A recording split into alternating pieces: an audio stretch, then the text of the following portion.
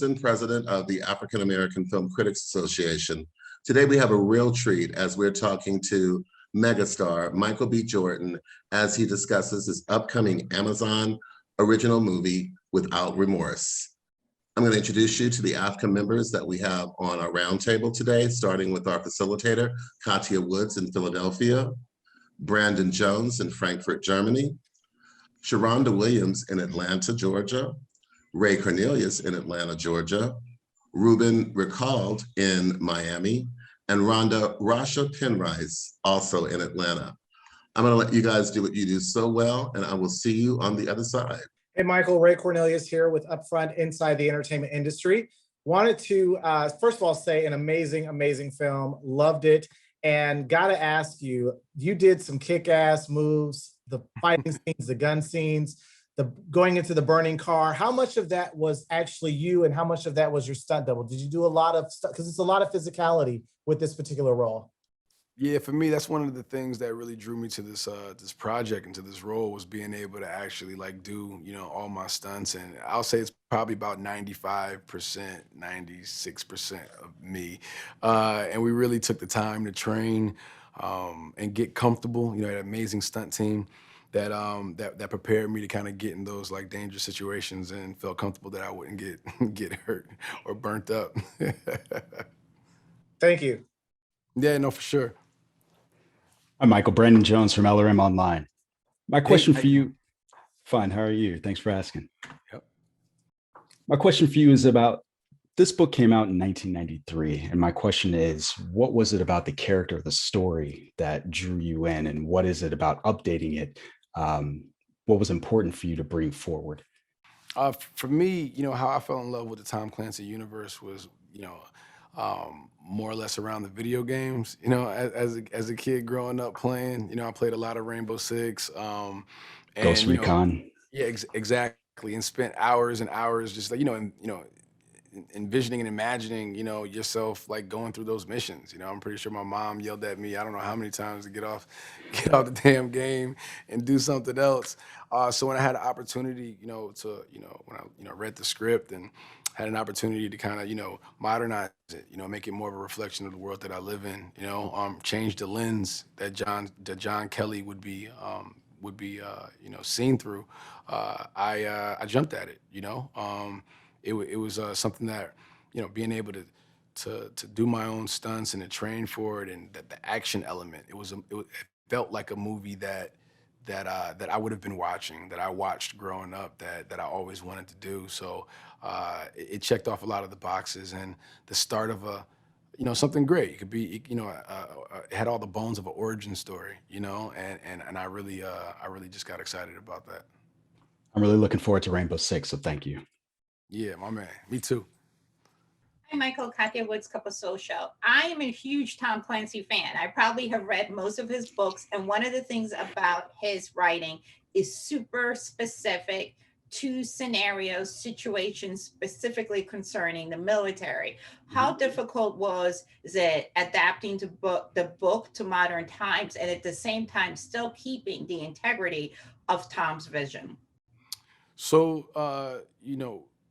this process for me, where I came in, there was already a script that adapted the book at one point. So there was a lot of already creative liberties that were made, that I inherited, that to be able to kind of to work from that, from that document. So there's a lot of things that that were in the book that weren't in that original draft, and then I took that draft, and then we injected some life into it, and modernized it. One of the things that we did was Karen Greer, and made her a commander, first Black female commander, as a Navy SEAL, and we thought it would be that representation, that imagery, those scenes, of her, being completely capable in the field, and showing that camaraderie between her and John out in the field, but then also seeing her in her dress blues, and being in the boardrooms with the Secretary of Defense, and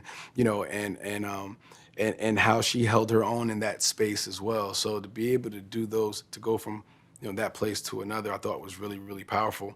And then inherently you change a character like John and you make him black, and what that means, serving a country, being completely loyal, the betrayal, the tragedy, all those things, you inherently have to, take how he's viewing things, what type of, baggage is he carrying throughout all these moments and these scenarios. And we just tried to make it grounded and real, as real as you can, Thank you so much. Hi, Michael. Sharonda from Pair Weight. My question for you is, one of the things that I appreciate the most about your journey through your career is you really breaking barriers and portraying these characters, especially now with this new potential franchise that Hollywood is most envisioned only for white leads. And I really want to speak to you about the intentionality behind that throughout your career, but also too, you do some great work behind the scenes. So I just want you to elaborate on that a little bit more. I think earlier on, it was definitely, something that, I spoke about, as far as, roles I wanted to go after, roles that, I wanted to, make inherently like black, if I wanted to play, roles that, Leo, were playing and Tom Cruise and actors that play characters that are just characters. There's no bias when the character is being created or written. And I think that was like my approach earlier on, because when I step into a character, when I portray it, when I put myself into that position, this is going to be this, what I'm saying? That's what's coming out, what I mean? So to be, sometimes, like I said, writers, sometimes can write for stereotypes and you get a lot of stereotypical roles. So that was my way of reverse engineering that. So I think, as time goes on, you start to, it is what it is. I continue to play roles that, I feel, that I feel, it's not just, you're a black actor. Why is it black? Why just an actor? You know what I'm saying? Like there's things that I kind of want to just start dissolving that line in the sand, what I'm saying, in my own type of way. I think that approach was what I started to do earlier on. And now being able to like produce, create my own production company, have more of a say when it comes in the hiring, of other positions, just not in front of the camera, but behind the camera as well. It inherently starts to, create more opportunities of people of color, underrepresented groups, for jobs and positions that, they might not have, considered, and inspiring the next generation, once they see that representation that's there, it'll start to influence maybe some decisions of, you see more, women DPs or, directors or writers, different, departments throughout a movie set, executives. So it's just, playing chess, growing up, just strategically moving pieces on the board, and also trying to, have some fun along the way. So it's been a cool journey so far. Thank you so much. And I appreciate you continuing to push barriers in the industry. I really appreciate it. Yes, ma'am. No problem. Hi, Michael. My name is Ruben. I'm Cocalecas.net. One of the things that I love about your movie, it's like I was raised in the 90s and I love this action film from that decade. And while I was watching your film, I feel that I went back to the decade. Do you have any inspiration to create your character from movies from the 90s or the whole atmosphere of the movie? I felt that I was watching something based on tragedy and then looking for revenge. Like this is the classic, plot from the action film from the 90s. I think that was like a collaboration, with Stefano, and the other producers trying to figure out, what story we were trying to tell, and how to simplify it. We really wanted to simplify, sometimes the story, but complicate the characters. You know what I'm saying, a bit. Really layer out the characters. Like you start, with John, and who's dedicated, driven, loyal, a family man, loves his family, Yeah. and you take those things away from him, you know, and you see kind of like how he responds, you know, somebody who, you know, he puts his mind to something, you know, there's no stopping him. He's going to get it. He's going to get it done, and he's going to see it through to the end. So to be able to, you know, put him in positions that challenge those things, I thought was very interesting. And Stefano, you know, he really, the way he shoots, and really captures, you know, character, and also getting to like the, you know, the reason of why we have war, you know, what other elements go into decisions of why there is international conflict, why, you know, just the why. And I think those are some questions that we asked, and I hope we, you know, we hit on and answered some of them throughout. But that feeling that you're alluding to, you know, I think was more of a collaboration of how, you know, how best, you know, show the creation of a guy that we later know as John Clark. But what was those beginning moments like for him before he actually, you know, changed? So Yeah. that was kind of what we wanted to stick to. Thank you. Mm-hmm. Hi, it's Rhonda. Earlier you spoke about Karen Greer. Can you like talk about what Jodie Turner-Smith brings to that role? I mean, I think she brings a fierceness. You know, I think there's a looted, you know, confidence that you have to have of the things that, you know, a character like that would have gone through. You know, being like the first. You know, I think there's a lot of obstacles and you know, challenges along the way. And I think Jodie just brings all that out in a real organic way. You know, I think, you know, just showing the camaraderie, you know, in the field, you know, tactically, you know, going through the training, you know, it was, you know, it was a team effort. You know, the fact that we all kind of had to key off one another, you know, and have that fluidity of like, we've been doing it for, you know, years and years, and we've been on, you know, been in and out of so many dangerous situations, just showing that brotherhood. I thought, brother and sisterhood, I thought that was really unique and cool. Hey, Michael, it's Ray Cornelius again. Wanted to know, what was your favorite scene? Favorite scene? Oh, what was my favorite? That's tough.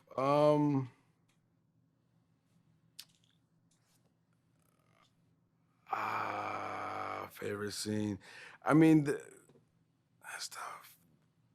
I think my favorite, favorite scene was probably the underwater sequences, but then it was probably my least favorite scene, like sometimes while we were shooting it, and then it became my favorite again after we got finished it, because it took us so long to shoot those that one action sequence.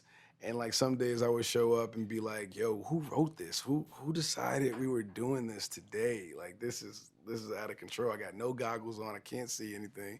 And we're underwater, you know what I'm saying? I'm tired, I'm exhausted.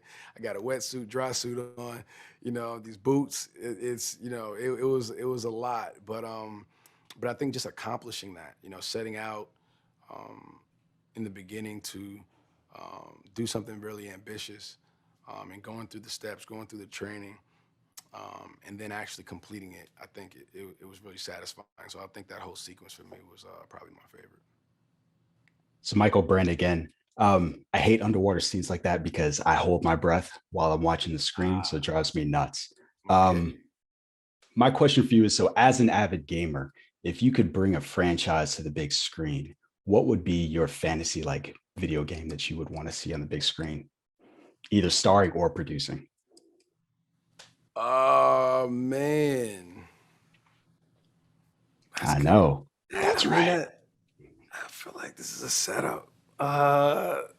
It's let me think.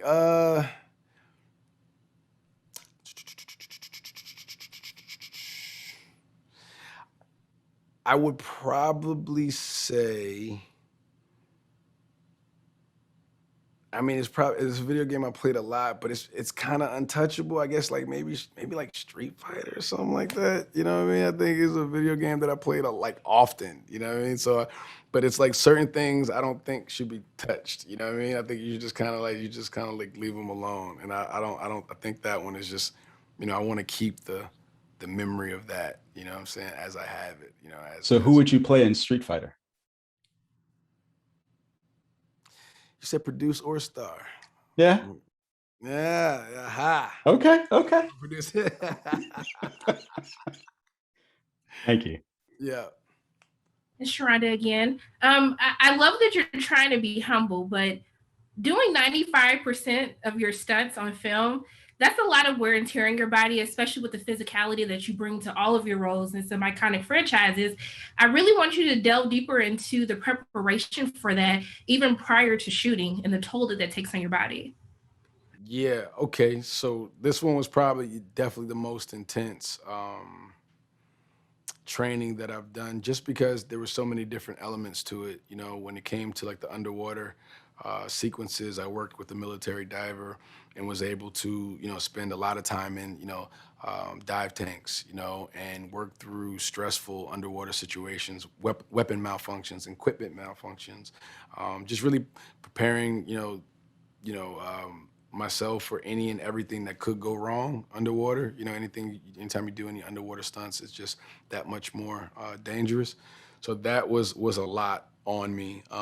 Tactical training, you know, a lot of explosions, you know, getting tossed and blown up. Uh, what else? The fire, you know, the car was really intense. So I think, you know, me and my trainer Corey, you know, we really try to look at the character, you know, and we train for, how that character would live.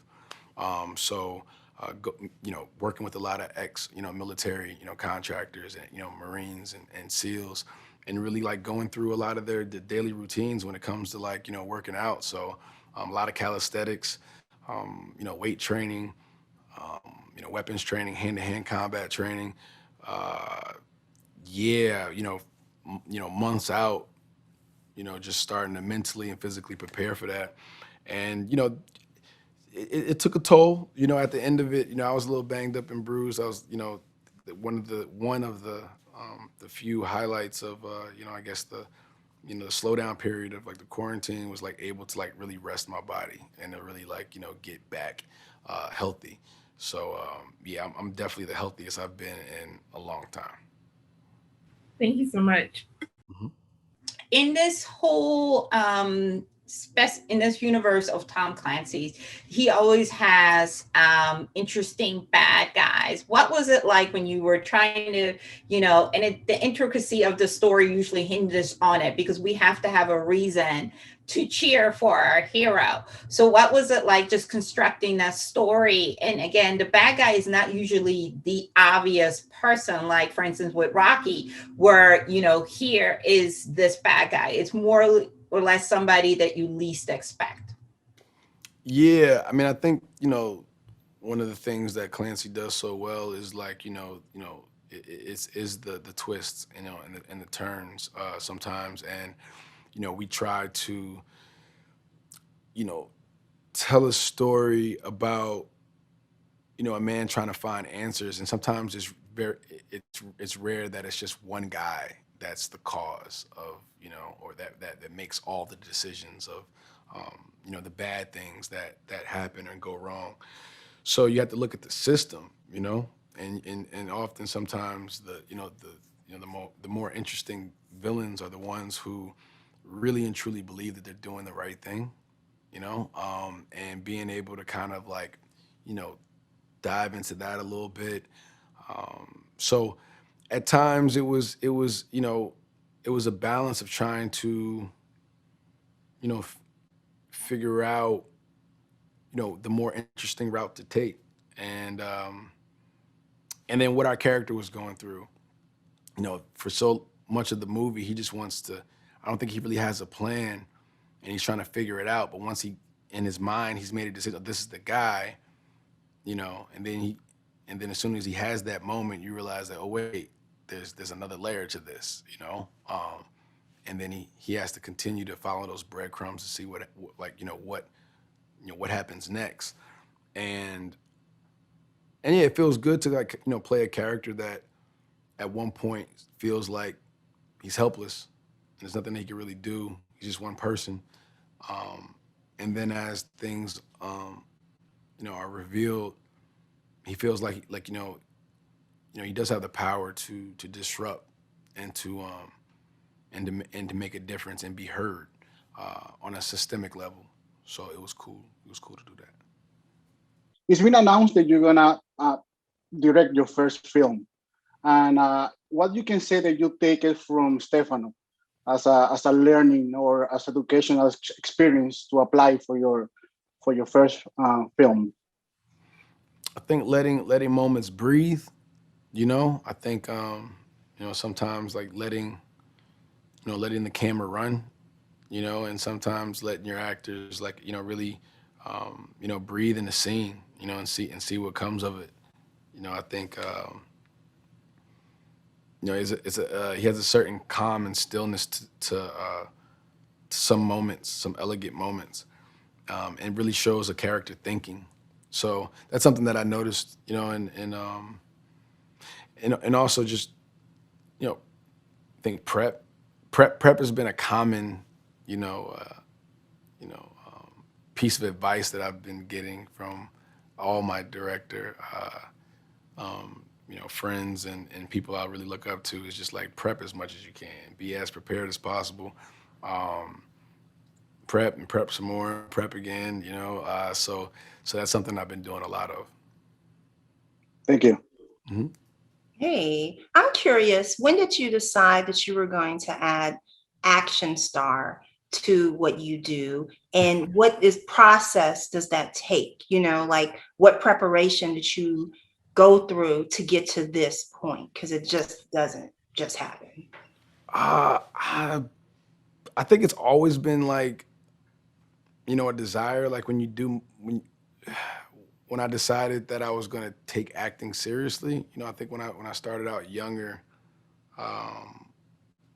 you don't really know where you're going, or what's gonna, how far this is gonna take you. But I think once, you're like, this is what I'm gonna do, you start to envision yourself in roles that, that you want to see yourself play like one day, or movies you want to be a part of that you like to watch, or you would want to actually, be in.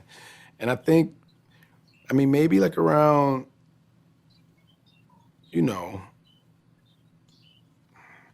I guess I could say like, maybe after Fruitville, but it probably started daydreaming about it like way before that. But I think, after doing something like Chronicle, was like the first time, like, having some type of powers, and, and like the flying and dealing with a lot of green screen and, and rigs and things of that nature, started to understand the mechanics of what goes into a movie like that, and then once you kind of understand, like, oh, okay, cool. And then your imagination starts to run with that. What are the other possibilities? Then you start to see other movies and other things that are out there that inspire you, that might, send you down like, okay, then that'd be cool. And then, think all the X-Men and Marvel movies and, DC movies and the Bournes and the Mission Impossibles and the Blades and all this stuff that I used to watch. It always just kind of like, oh man, okay, this is like what, action movies are, and taking the best pieces of all those things and wanting to kind of like build my own version of that.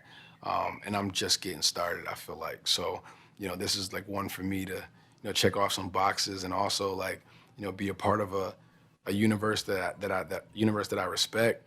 And now it's like, how do you build from here? How do you take it to the next level? How do you, do something that, people will enjoy and have a lot of fun doing it?